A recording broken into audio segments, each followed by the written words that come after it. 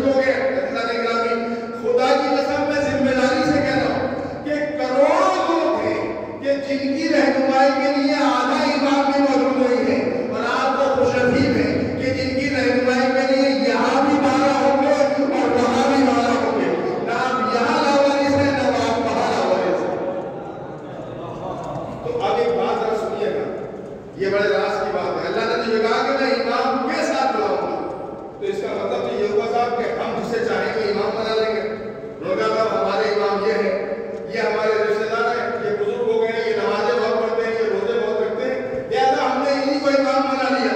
اچھا کچھ لوگ بھولے لوگ ہیں, وہ کہتے ہیں کہ جن کے پیچھے ہم نمازیں پڑھ رہے ہیں وہ امام جماعت ہے ہمارا, وہی ہمارا امام ہے. ایک دن کہنے لگے صاحب 40 سال ہو گئے آپ کے پیچھے نماز پڑھتے پڑھتے, ایسا ہے کہ روزے محشر اب آپ کا بھی بھروسہ نہیں ہے, تو ایسا ہے کہ روزے محشر آپ ہمارے کام آئیے گا.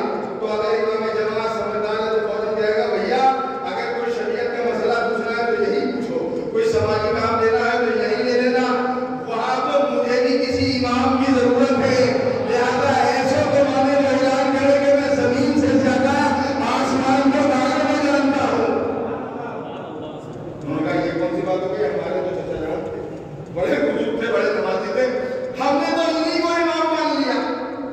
کہا تمہارے ساتھ پریشانی نہیں تھی کہ بہت سمجھدار لوگ بیٹھے, میں ذرا اشارے اور کنائے بھی وہ کرتا ہوں کہ جس سے بات بڑی آسانی سے ذہن میں پہنچ جائے. میں اپنی اوقات کی حد تک کوشش کر رہا ہوں بات پہنچانے کی, اور آپ کہاں تک سمجھ رہے ہیں یہ آپ جانے, اور مجھے یقین ہے کہ آپ انشاءاللہ اس کو قبول کریں گے.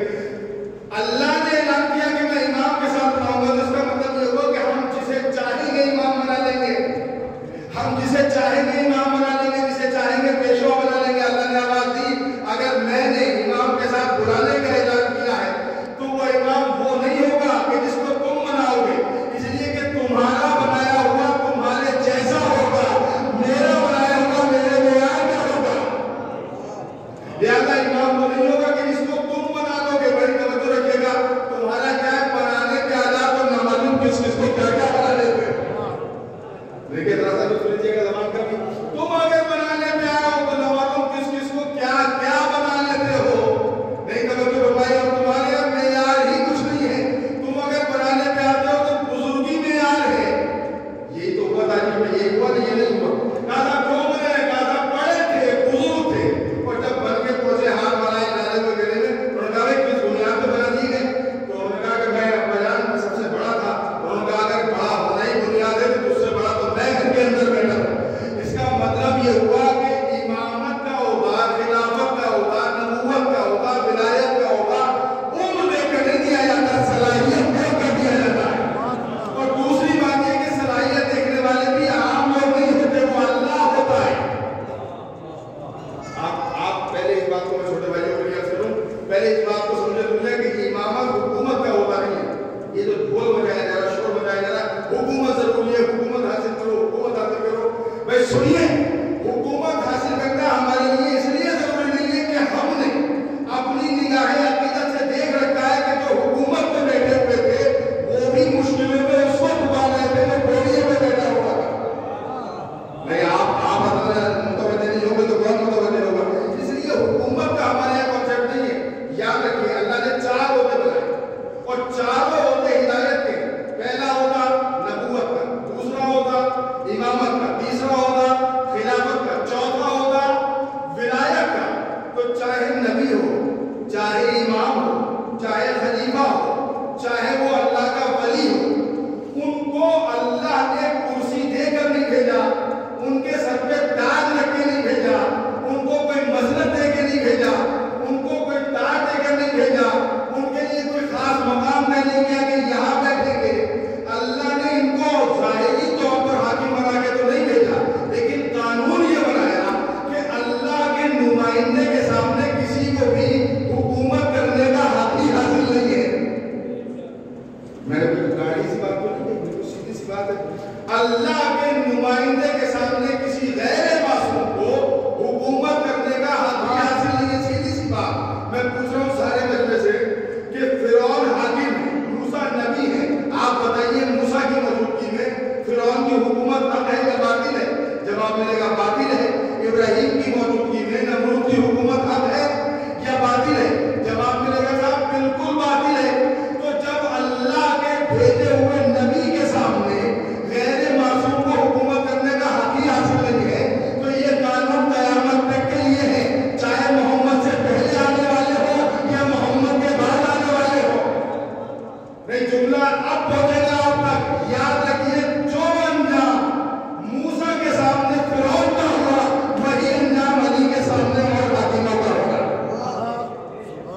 کی موجودگی میں کسی کو حق ہے نبی کے بعد علی کی موجودگی میں حق ہے کہ وہ مسند حکومت میں بیٹھے؟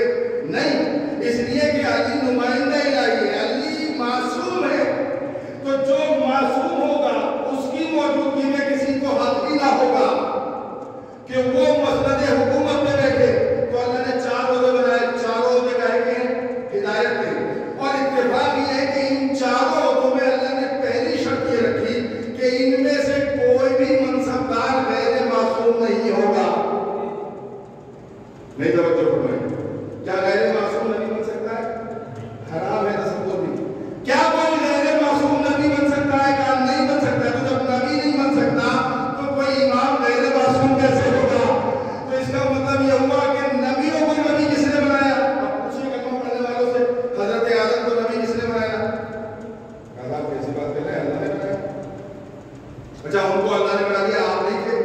حضرت موسیٰ کے زمانے میں تو لاکھوں انسان تھے، تو کتنے لوگوں نے مل کے حضرت موسیٰ کو بنایا؟ کہا نہیں، انسانوں نے مل کے نہیں بنایا بلکہ اللہ نے بنایا۔ تو خود ہمارے سرکار کو کتنے لوگوں نے مل کے نہیں بنایا؟ کہا ہم میں سے کوئی بھی بنانے کی اہلیت نہیں رکھتا، صلاحیت نہیں رکھتا، اللہ نے بنایا۔ تو جب تم نبی نہیں بنا سکتے تو نبی کا خلیفہ کیسے بنا سکتے ہو؟ نبی کا جانشین کیسے بنا سکتے ہو؟ اس لیے کہ قانون یہ ہے کہ جیسا نبی ہوگا ویسا ہی جانشین ہوگا۔ آپ بتائیے کہ حضرت آدم کے جانشین کون ہے؟ کون ہے حضرت آدم کے جانشین؟ چھوٹے بھائی کو پوچھ رہا ہوں، بچوں سے پوچھ رہا ہوں، آپ کے ذہن میں نام رہنا چاہیے۔ کون ہے حضرت آدم کا جانشین؟ کہا حضرت شیس علیہ السلام۔ حضرت آدم بھی معصوم، شیس بھی معصوم۔ حضرت موسیٰ کے جانشین کون ہے؟ کہا حضرت ہارون علیہ السلام، وہ بھی معصوم، یہ بھی معصوم۔ اب حضرت موسیٰ کے جانشین کون ہوئے؟ کہا حضرت ہارون۔ حضرت ابراہیم کے جانشین کون ہوئے؟ کہا حضرت اسماعیل علیہ السلام۔ ابراہیم بھی معصوم اور اسماعیل بھی معصوم۔ قانون یہ بنا کہ جیسا جانے والا ہوگا ویسا ہی اس کا جانشین ہوگا۔ یاد رکھیے آدم کا جانشین تو غیر معصوم نہ ہو، اور جن کے صدقے میں آدم کو نبوت نہیں ہو ان کا جانشین تو 40 سال کی عمر میں کلمہ پڑھنے والا ہوگا۔ کیا ایسا خلیفہ ہوگا جو 40 سال کے سن میں مسلمان ہو؟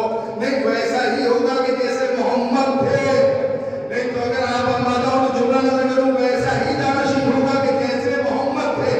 اما دنیا کی بات تو چھوڑیے، اگر چادر ٹانگ کے سو جائے تو لوگوں کو فرق ہی نظر نہ آئے کہ چادر کے نیچے محمد ہے یا علی ہے۔ یہ معمولی بات نہیں ہے، شب ہجرت کے واقعے کو معمولی نہ سمجھا جائے۔ اب بات اپنی منزل تک بلا فصل آ گئی۔ میں کچھ لوگوں کا انتظار کر رہا تھا کہ آئے تو میں بات شروع کر دوں، اور بات شروع ہو گئی ہے۔ اب یہاں سے پوری توجہ شب ہجرت کے واقعے کو، چونکہ امامت کا معاملہ ہے، شب ہجرت کے واقعے کو معمولی نہ لیں، ہلکے میں نہ لیں، یہ ایک حکمت ہے۔ پہلی اس حکمت پہ غور کیجیے کہ اللہ نے نبی کو حکم دیا کہ جاؤ، لیکن خبردار جانے سے پہلے اپنے بستر پر علی کو سلا دینا، تاکہ دنیا تک یہ پیغام چلا جائے کہ نبی اگر ایک لمحے کے لیے بھی تم سے جدا ہو تو ان کی جگہ پر کوئی غیر معصوم نہ آ جائے، کوئی نیا اور تازہ تازہ مسلمان ان کی جگہ پر نہ آ جائے، بلکہ وہ آئے کہ جو سنت میں بھی محمد کی طرح ہو، جو سیرت میں بھی محمد کی طرح ہو۔ اور علی کے بھی کمال کا جواب ہی نہیں۔ علی سے جب کہا کہ آپ کو سونا ہے میرے بستر پہ اور مجھے چلے جانا ہے، تو کہنا تو یہ چاہیے تھا کہ تلواروں میں میں کیوں سو رہا ہوں؟ علی نے یہ نہیں کہا کہ میں تلواروں میں سو جاؤں۔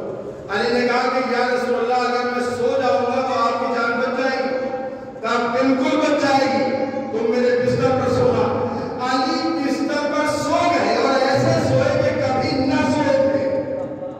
دیکھیے آپ کا سونا اور ہے اور علی کا سونا اور ہے۔ جس کو عادت بھی نہ ہو سونے کی، وہ سو رہا ہے اور بڑے اطمینان سے سو رہا ہے، بڑے چین سے سو رہا ہے، چادر ٹانگ کے سو رہا ہے۔ اب جو سوئے تو ادھر سے اللہ کی آواز آئی، جبرائیل یہ تو بڑا پیارا سونا ہے، ہم اسے خریدنا چاہتے ہیں، علی سے معلوم کرو کیا بیچیں گے، علی سے معلوم کرو کیا اس سونے کو بیچیں گے۔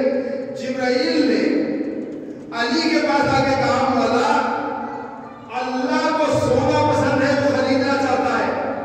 تو علی نے جواب دیا کہ بیچ دوں گا۔ اب اس کے آگے کی کوئی بات نہیں، سنیے اس مسئلے کو، اس کے آگے کی کوئی بات نہیں۔ اس بس اتنی سی بات ہے، اللہ کو سونا پسند ہے، جبرائیل نے پیغام پہنچا دیا، علی نے جواب دے دیا کہ ہاں میں بیچ دوں گا۔ آگے کی کوئی بات اس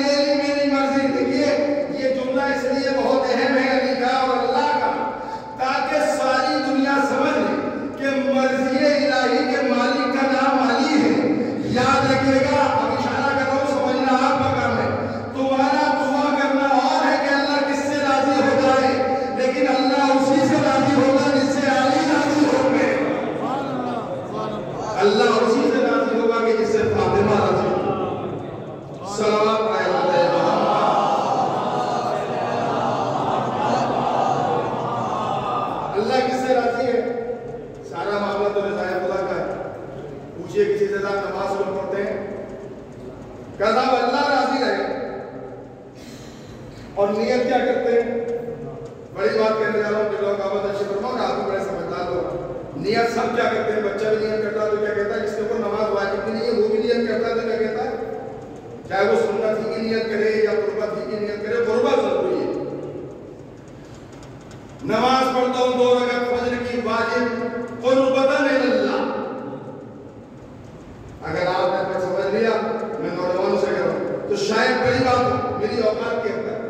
نماز میں نیت کی، نماز پڑھتا ہوں فجر کی 2 رکعت واجب قربتاً اللہ. یہ یہاں تک تو لفظ سمجھ میں آ رہی تھی کہ آپ نماز پڑھ رہے ہیں، دکھ رہے ہیں، پڑھتے ہیں. یہ بھی سمجھ میں آیا کہ آپ اللہ کے لیے پڑھ رہے ہیں، واجب ہے اس لیے پڑھ رہے ہیں. لیکن یہ قربتاً اللہ، اللہ کی قربت. قربت کے لیے ضروری یہ ہے کہ جو آپ کے پاس جسم ہے سامنے والے کے پاس بھی جسم ہو. یہاں 2 لوگ بیٹھے اتفاق سے، دونوں میرے بھائی ہیں، دونوں میرے ہم وطن ہیں، علی بھائی بیٹھے ہیں، علی بھائی بیٹھے ہیں، دونوں یہ ان کے قریب ہے اور یہ ان کے قریب ہے. آپ بتائیے قربت کا قانون یہاں پر پورا ہے. یہ ان کے قریب اور یہ ان کے قریب، ایسی جو برابر بیٹھے ہیں سب کے اوپر قربت کا قانون پورا ہے. تو قریب ہونے کے لیے ضروری ہے کہ آپ بھی قریب ہو اور آپ بھی قریب ہو، دونوں ایک دوسرے کے قریب ہے، تب تو ہے قربت کی بات. آپ نے کہا کہ اللہ سے قربت کے لیے نماز پڑھ رہا ہوں، تو آپ کے پاس تو جسم ہے، اللہ کے تو جسم نہیں، تو آپ کس کی قربت حاصل کرنا چاہتے ہیں؟ تو کیسے آپ اللہ کے قریب ہوئیے گا؟ نہیں، بہت توجہ رکھیے گا، اللہ کے قریب کیسے ہوئیے گا؟ اسی لیے اللہ نے کچھ ایسی شخصیتوں کو بھیجا کہ جن کو جسم کی ضرورت تو نہیں تھی، لیکن ان معصوموں کو سمجھانے کے لیے کہ اگر ان جسم داروں کی قربت حاصل کر لی تو سمجھو اللہ کی قربت حاصل ہو گئی. نہیں سمجھے شاید ابھی تو آپ کہیں تو اکیلا، میرا بھی اکیلا، میرا بھی ایمان ہے. مجلس ہوتی ہے تو کچھ لوگ ہوتے ہیں جو آپ کو نظر نہیں آتے لیکن بیٹھے ہوتے ہیں، وہ آپ کے قریب ہوتے ہیں. اللہ نے شاید جسم اسی لیے دیا ان کو تاکہ آپ کی یہ مراد پوری ہو جائے کہ جس کو اللہ کے قریب ہونا ہے پہلے علی کے قریب ہو، پہلے حسین کے قریب ہو، پھر اللہ کے قریب ہو. صلوات پڑھیں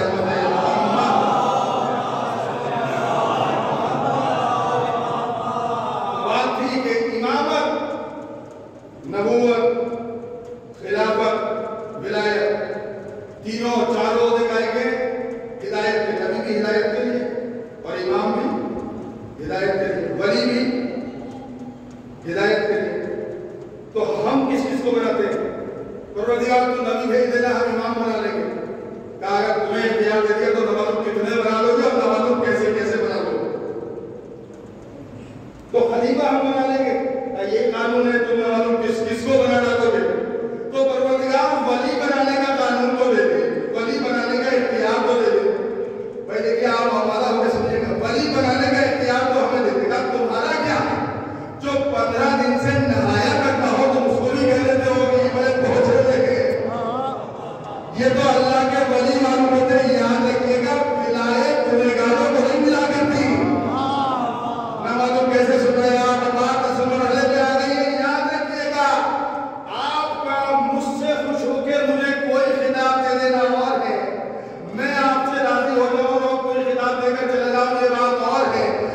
یاد رکھے گا ولی بھی اللہ نے گنے چنے اتارے ہیں.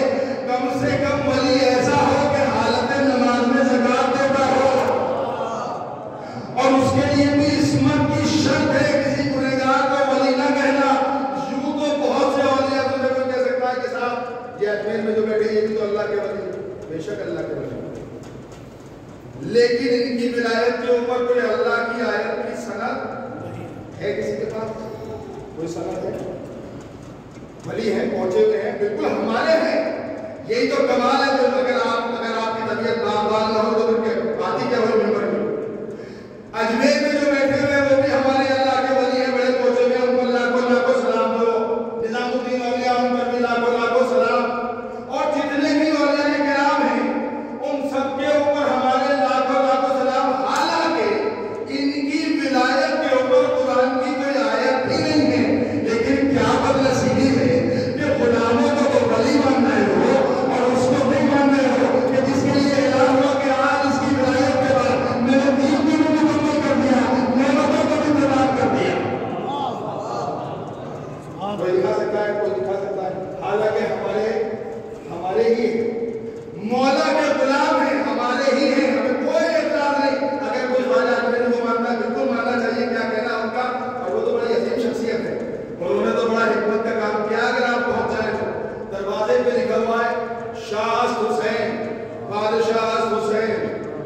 است حسین دی پناہ است حسین سرداد ندا دست در دست یزید حقا کے بنائے لا الہ است حسین. خواجہ اجمیری کی اس حکمت کو سمجھیے. انہوں نے آواز دی جو حسین کو سمجھنے کے لیے امام باڑوں میں نہیں جائیں گے کم سے کم یہاں تو آئیں گے.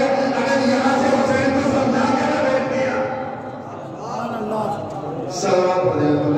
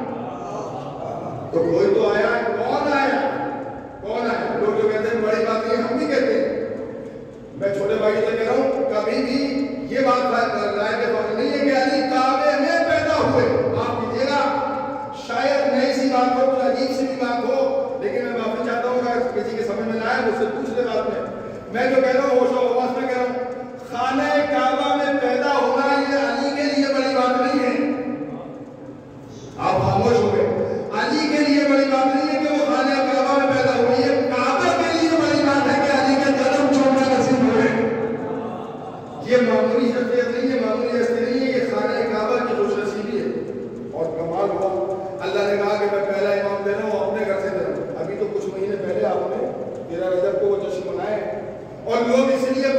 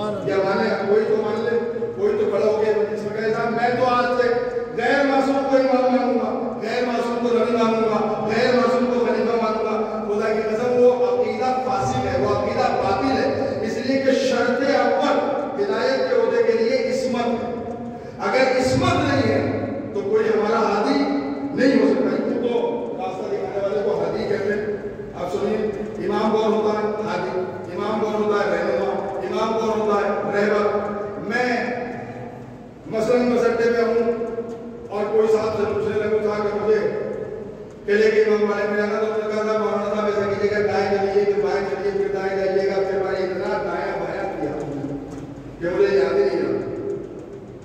ایک صاحب نے انہوں نے کہا صاحب سنیے میں آپ کو پہنچا دیتا ہوں. انہوں نے اپنی موٹر سائیکل اٹھائی اور مجھے لا کر یہاں کھڑا کر دیا.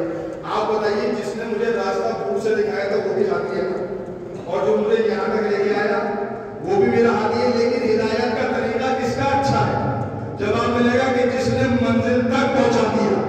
ہدایت کے طریقے بھی یہی ہے کہ یا تو راستہ دکھا دے یا منزل تک پہنچا دے. خدا کی قسم دنیا کے لوگوں میں اور ہمارے ہاتھی میں فرق یہی ہے کہ دنیا کے ہاتھیوں نے صرف راستہ دکھایا ہوگا, لیکن ہمارے ہاتھی نے اعلان کیا اے میرے چاہنے والوں اگر تم نے مجھ سے محبت قدم بڑھائے تو یاد رکھنا وقت آخری میں میں آؤں گا, قبر کے اندر بھی میں آؤں گا, نشر میں بھی میں آؤں گا, حشر میں بھی میں آؤں گا. آئیں گے یا نہیں آئیں گے؟ میرے بزرگ بیٹھے ہیں روایتیں سنی ہوں گی. اچھا دو روایتیں صاحب تھوڑا سا ڈریے گا نہیں, میں ڈرانے والا خطیب تو ہوں نہیں, میں تو بڑی پیاری سی بات بتانے جا رہا ہوں.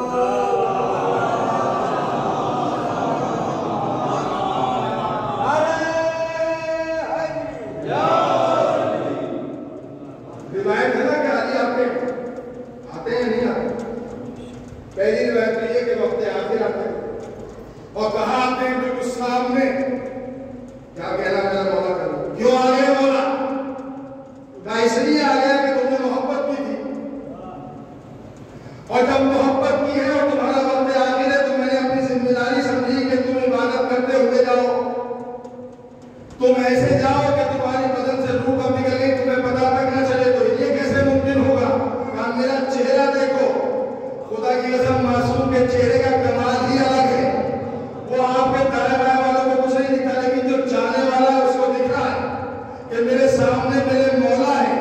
دلیل یہ ہے کہ جب بازار مصر میں جناب یوسف کو لایا گیا اور دونوں طرف خواتین کو کھڑا کر دیا گیا اور ایک پھل دے دیا گیا جس کو ہماری زبان میں لیمو کہتے ہیں, ایک چاقو دیا گیا, کہا یہ چاقو ہے, اس سے پھل کو کاٹنا ہے, یوسف کے چہرے کو دیکھنا ہے. سب نے یوسف کے چہرے کو دیکھا, پھل کو بھی کاٹا, پھل بھی کٹ گیا, انگلیاں بھی کٹ گئی, خون بھی بہنے لگا, لیکن کسی ایک کو بھی تکلیف کا احساس نہیں ہوا.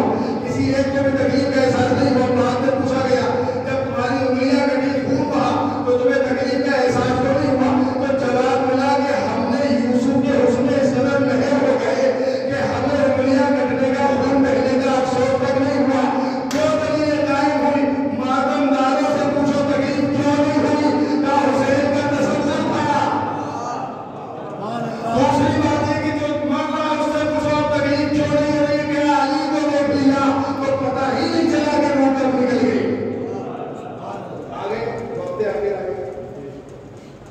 میں اپنی تقریر کا سب سے قیمتی جملہ سمجھ آئے آپ کو خصوصی توجہ قبلہ مصیب بھائی آپ کی توجہ چاہتا ہوں, سب کی توجہ. بڑا قیمتی جملہ اپنی اوقات کے حد تک کہنے جا رہا ہوں. اب تک کی تقریر کا ساری دنیا میں اور ہم میں فرق یہ ہے کہ ہم نے لوگوں نے ان کو مانا کہ جو نبی کے بلانے سے بھی نہ آئے, ہم نے ان کو مانا جنہوں نے وقت آخر کے ساتھ نہ چھوڑا. ساری دنیا میں اور ہم میں بڑا فرق ہے. دیکھیے آپ جس انداز سے بھی سنیں گے, مجھے وہ وقت تو پورا ہی نہیں, دسترخوان تو انشاءاللہ 11 بجے آپ کے ہاتھ میں جائے. لہذا بہت توجہ رکھیے کہ اللہ نے, ہم نے ان کو مانا ہے کہ جنہوں نے وقت آخر بھی ہمارا ساتھ نہ چھوڑا. لوگوں نے ان کو مانا ہے, لوگوں نے کن کو مانا ہے کہ جو نبی کے بلانے سے بھی نہ آئے تو تمہارے بلانے سے کیا آئیں گے. تو آگے وقت آتے, ایک روایت ہے کہ قبر میں بھی آتے ہیں اور یقیناً آتے ہیں, لیکن یہاں سے دوسری روایت شروع ہو. ایک روایت آگے وہی کہا صاحب علی ہی نہیں آتے سے, کیڑے بھی آتے ہیں, حشرات الارض بھی آتے ہیں, سانپ بچھو بھی آتے ہیں. میں نے کہا یہ سانپ بچھو کا تذکرہ کہاں سے آیا؟ کہا صاحب آتے ہیں. میں نے روایت پڑھی تو کہا میرا کہنا آتے ہیں اور ایسے خطرناک جانور آتے ہیں کہ منٹوں میں انسان کے جسم کا گلا ہوا کر دیتے ہیں. میں بتا کہ یہ کیسے ممکن ہوا کہ علی بھی آئیں گے اور کیڑے بھی آئیں گے. تب آخر اس نتیجے پہ پہنچی کہ سوچو ذرا سا, دونوں روایتیں اپنی جگہ معتبر ہیں, لیکن فرق یہ ہے کہ جہاں علی ہوں گے وہاں کیڑے نہیں ہوں گے, جہاں کیڑے ہوں گے وہاں علی نہیں ہوں گے. اب سب کو فیصلہ یہ کرنا ہے کہ کس کی قبر میں کون آئے گا.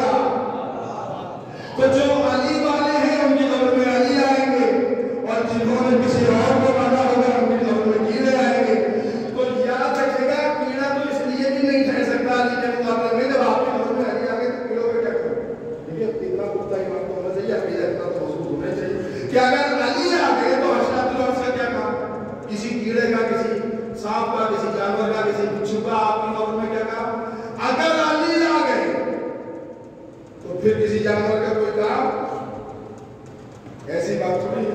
ہم نے تو یہ مطلب دیکھ رکھا. آئیے ذرا پلٹ کے 13 رجب کی طرف. 13 رجب بڑی خاص تاریخ. مولا دنیا میں آ گئے. وہ سارے منظر اپنی جگہ. 16 رجب بھی آپ کے لیے خاص تاریخ ہے اور جن کے شجرے معتبر ہیں ان کے شجروں پر مہر ہے 16 رجب کی تاریخ.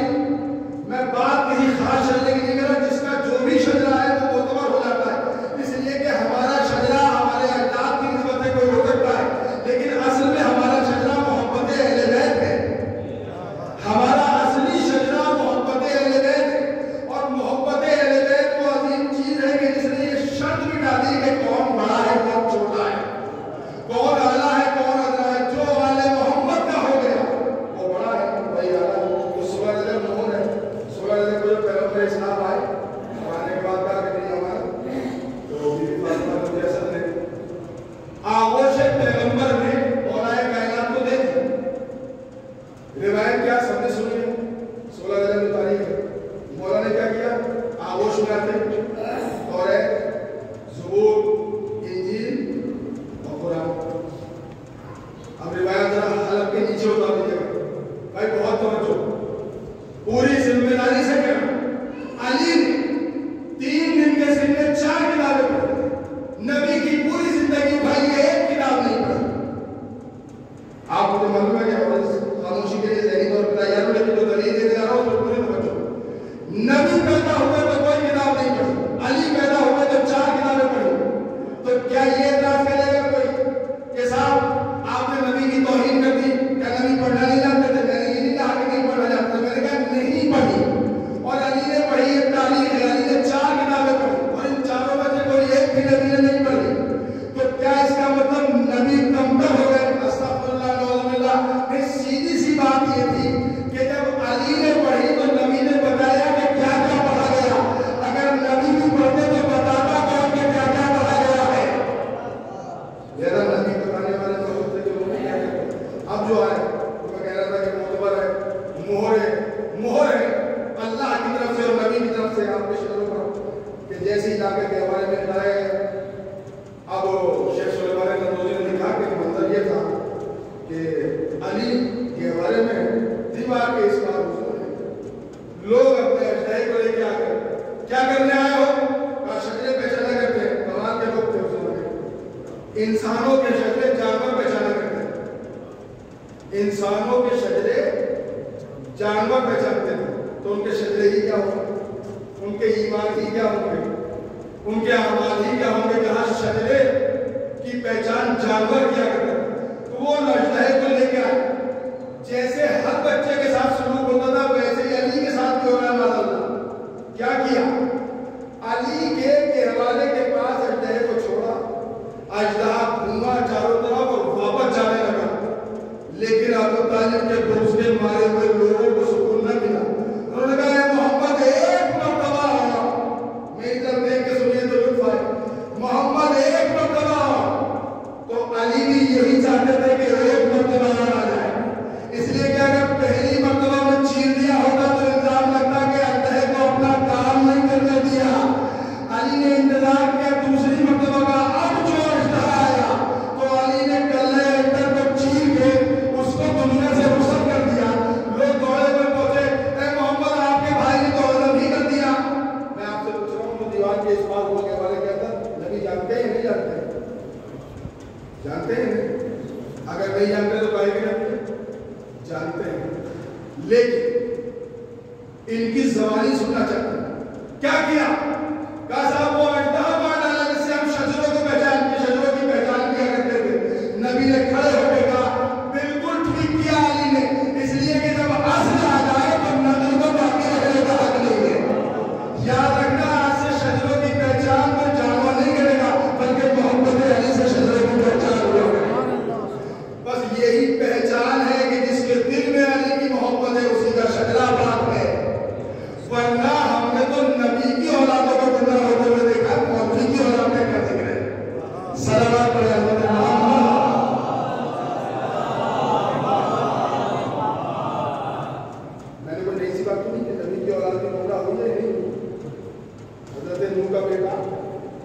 یہ دلیلیں اس لیے بنتی ہیں کہ یہ دنیاوی رشتہ کام آنے والا نہیں ہے. بیٹا بھی ہوگا تو جہنم میں جائے گا اگر نبی کا نہ ہو سکا. لوگ خواہ پریشان ہے کہ صاحب آپ تو نبی کے اصحاب کے پیچھے پڑے رہتے ہیں, آپ تو نبی کی ازواج کے پیچھے پڑے رہتے ہیں. میں نے کہا صاحب ہم تو تاریخی بول رہے ہیں, ہم تو آئینہ دکھا رہے ہیں. ہم یہ نہیں جانتے کہ کتنے صحابی تھے, ہم یہ نہیں دیکھیں گے کہ کون کون صحابی تھا, ہم دیکھیں گے کیسے کیسے صحابی تھے. جو نبی کے وفادار ہیں ان پر درود و سلام, اور جو نبی کے غدار ہیں چاہے وہ کتنے ہی لمبے چوڑے قیامت کے کیوں نہ ہو, ان پر کبھی لعنت تھی, آمد بھی لعنت ہے, محشر میں بھی لعنت ہوگی. یہی معاملہ ازواج پیغمبر کا, یہ نہیں دیکھا جائے گا کہ کتنی تھی, یہ دیکھا جائے گا کہ کیسی تھی. نہیں میں ذرا سی وضاحت کر دوں آپ کو, تو میں مخالف نہیں ہوں کسی, لیکن میں کیا کروں کہ نبی نے کسوٹی دی ہے کہ ہماری وفاداری کے پیمانے پر پرکھ لینا ایک بار کہ ہمارا بھی ہے یا نہیں. اور اللہ نے قرآن میں سند دے دی ابو لہب پہ لعنت کر کے, تو ابو لہب پہ لعنت کی تھی, اس کی عورت پہ لعنت کیوں کر دی؟ پروردگار اس کی عورت پہ لعنت کی کیا ضرورت تھی؟ کہا اس لیے کر دی تاکہ کوئی کردار بچے تھے. جو نبی کا مخالف ہے چاہے مردوں میں سے ہو یا عورتوں میں سے ہو, اس پر لعنت ہوتی رہے گی. جو بھی نبی کا مخالف ہو, چاہے وہ مردوں میں سے ہو چاہے وہ عورتوں میں سے ہو, اس پر لعنت ہوتی رہے گی. اب رہی بات یہ ازواج کی, احترام ان کا واجب ہے, بالکل سراخوں پر ازواج پیغمبر کا احترام, مگر ہر زوجہ محترم نہیں ہو سکتی, اس لیے کہ یہ نہیں دیکھا جائے گا کہ کون نبی کی رشتہ دار ہے, یہ دیکھا جائے گا کہ کون نبی کی وفادار ہے. کون نبی کی رشتہ دار ہے اس سے مطلب نہیں ہے کون نبی کی وفادار ہے. ایک نام دے رہا ہوں آپ کی خدمت میں, نام ہے ام حبیبہ, ابو سفیان کی بیٹی, یزید کی پھوپھی, معاویہ کی بہن. کوئی رشتہ معتبر نہیں ہے, لیکن ام حبیبہ پر ہم سلام بھیجا کرتے ہیں, درود پڑھا کرتے ہیں ان کے نام پر. کیوں؟ اس لیے کہ اس قدر وفادار تھی کہ ایک دن والد صاحب جو آئے, کہا کہ تمہارے شوہر کہاں ہے؟ کہا وہ تو دین کے کام کے سلسلے میں گھر سے باہر ہے. میں تو معذرت کے لیے آیا تھا, جب آئیں گے تو ہو جائے گی, بیٹھ جائیے. بیٹی نے اخلاقاً کہا, باپ بیٹھنے لگا, لیکن غلطی یہ کر دی کہ یہ نبی کی مسند پہ بیٹھنے لگا. بیٹی نے فوراً ٹوک دیا, بابا جان یہاں نہ بیٹھیے, یہ میرے سرکار کی مسند ہے. ہمیں شکایت یہی ہے کہ کوئی اور بیٹی بھی اپنے باپ سے کہہ دیتی کہ اس کا نہ بیٹھو, یہ میرے سرکار کی مسند ہے. سلامت پڑھنے کا امامت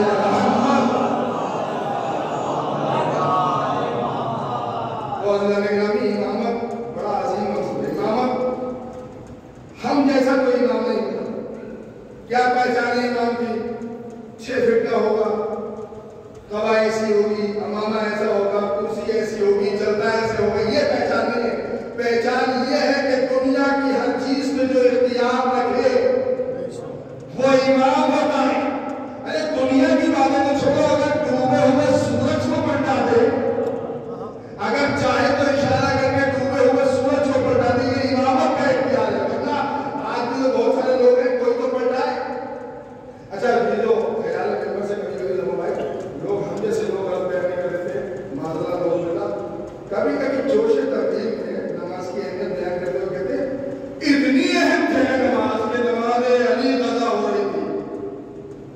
استغفر اللہ, علی کی نماز قضا ہو سکتی ہے؟ تصور حرام ہے. اور معاف کیجیے گا, آپ کو اول وقت نماز کا پتہ تب چلتا ہے جب آپ کا مؤذن اذان کہتا ہے, لیکن علی اول وقت نماز کے لیے کسی مؤذن کی اذان کے محتاج نہیں ہے. جب علی مصلی پہ کھڑے ہو جائے وہی وقت نماز ہے. اور سنیے, ہمارے یہاں امام جماعت کی عدالت کے سلسلے میں ایک بات یہ ہے کہ حتی الامکان وہ اول وقت نماز کی پابندی کرتا ہو. اگر پابندی نہیں کرتا ہے تو اس کے پیچھے آپ نماز پڑھیں گے تو آپ کی نماز میں کوئی فرق پڑنے والا نہیں ہے. لیکن عدالت میں اخلاقی طور پر یہ بات شامل ہے کہ وہ حتی الامکان اختیاری صورتحال میں اول وقت نماز کا خیال رکھے. 2 رکعت کا پیش نماز کے لیے تو ضروری ہے کہ وہ اول وقت نماز کا خیال رکھے, اور وہ تو کائنات کا امام ہو, بلکہ جو دونوں عالم کا امام ہو. اور پھر کس نماز کی بات کرو, تہذیب علی کو تو نماز کہتے ہیں, علی کے گھر کی تہذیب کو تو نماز کہتے ہیں. تو یہ تو سوچنا ہی ہوا کہ نماز قضا ہو رہی تھی, تو پھر کیوں پڑھایا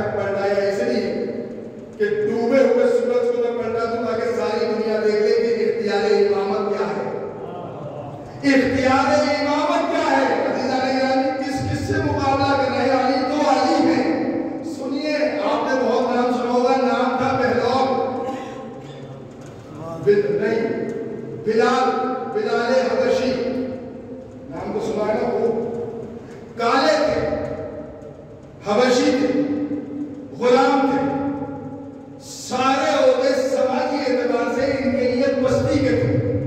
लेकिन कमाल ये हुआ कि इस काले को नबी ने मुअज्जिन इस्लाम बना दिया, और जब मुअज्जिन इस्लाम बनाया तो अरब के बड़े बड़े लोगों को परेशानी हुई, या नबी अल्लाह इसको बना दिया, इसकी तो शीन का दुरुस्त नहीं है।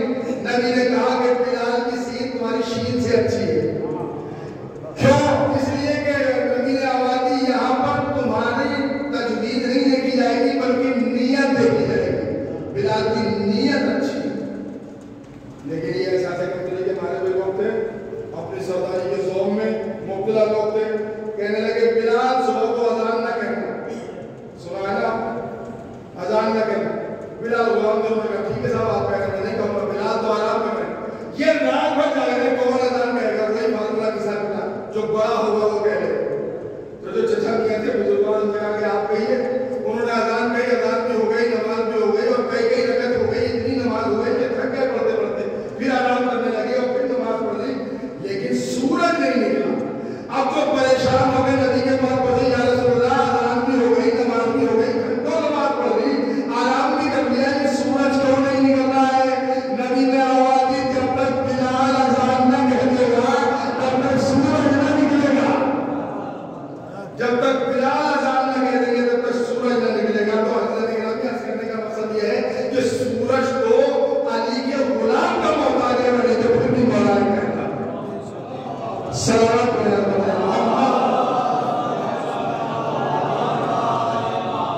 सुनिए इख्तियार, जिंदे को मुर्दा, मुर्दे को जिंदा। अब चूंकि छठे इमाम के हवाले से बात और आखिर के 10 मिनट मेरे पास है, इसलिए मैं उनके हवाले से कुछ बातें ऐसा कर दूं ताकि ये भी ना हो कि छठे इमाम के हवाले से बात ही नहीं। बहुत अहम है, और अहमियत क्या है? सबसे बड़ी बात तो ये कि जो खूबी अली के अंदर है वही खूबी इनके अंदर है। क्या कोई कमी है? नहीं। नंबर के एतबार से आप कह सकते हैं कि ये पहले इमाम है, ये छठे इमाम है, ये आठवें इमाम है, लेकिन इस घराने का कानून ये कि यहाँ जो पहला है वही दरमियानी है, जो दरमियानी है वही आखिर है।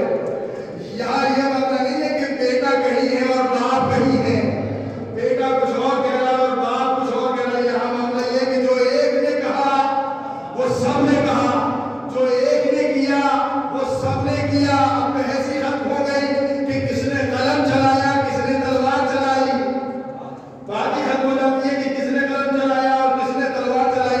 ये वो है कि वक्त पड़े तो तलवार को कलम करते और वक्त पड़ जाए तो कलम को तलवार बनाते। तो याद है वैसे तो छठे इमाम है। एक गुमराह इंसान भटका हुआ इनके पास आया कि आप बहुत बयान करते हैं कि अल्लाह खालिक है, अल्लाह राज़िक है, अल्लाह कादिर मुतलक है। भाई वो कौन सा खुदा है? वो खुदा हुआ है कि जिसने सबको पैदा किया और तुझे पैदा करने वाला तो वही। कहा कि पैदा करना तो कोई बड़ी बात नहीं है, पैदा तो मैं भी करके आया, तुम क्या पैदा करके आए? कहा देखिए एक डिब्बा सा था, उसके अंदर सैकड़ों कीड़े थे, वो जो गंदगी से पैदा हुए। कहा देखिए मैं इनको पैदा करके लाया हूँ। बहुत लोगों की भीड़ लगी हुई थी। कुछ लोग कहने लगे था बात तो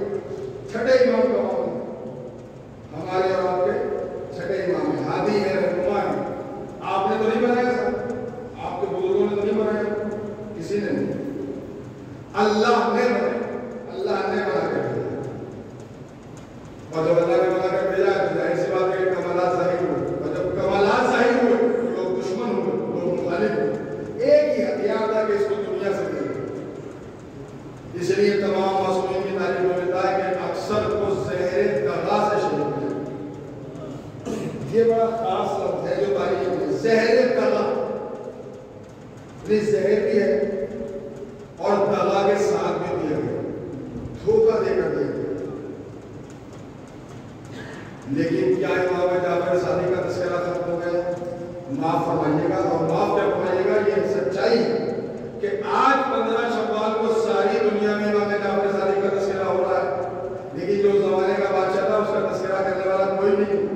اگر ذکر بھی ہے تو لعنت کے ساتھ۔ یہی مظلومی کا کمال ہے، یہی کمال ہے مظلومی کا کہ مارنے والوں کا تذکرہ لعنت کے ساتھ ہے، شہید ہونے والوں کا تذکرہ بالکل سلام کے ساتھ۔ آپ تابوت برآمد کریں گے، نوحہ پڑھیں گے، ماتم کریں گے، کیوں؟ آپ کے مولا اور آقا دنیا سے رخصت ہوگا، آپ کا امام دنیا سے رخصت ہوگا۔ یقیناً یہ ذمہ داری صرف شیعوں کی نہیں تھی، بلکہ جعفر صادق کو کائنات کے امام تھی، کائنات کے ہر انسان کی ذمہ داری تھی کہ وہ امام جعفر صادق کا ماتم کرے، ان کے سوگ منائے، ان کا نوحہ پڑھے۔ لوگ اپنی آنکھوں سے آنسو بہائیں گے ایک امام دنیا سے رخصت ہوگا، لیکن جنہوں نے ذمہ داری محسوس کی ان پر درود و سلام ہو۔ یہ ذمہ داری محسوس کرنا بھی ایک عطا ہے ایک شہزادی کی طرف سے کہ ان کے پوتوں کا، ان کے گھر والوں کا ماتم وہی کرے گا کہ جس کے دل پر شہزادی نے مہر لگا دی ہوگی کہ یہ ہمارے عزت ہے۔ ہاں سے چھٹے امام کے بارے میں ملتا ہے کہ ہدایت دین کرتے گئے، اور یہ جو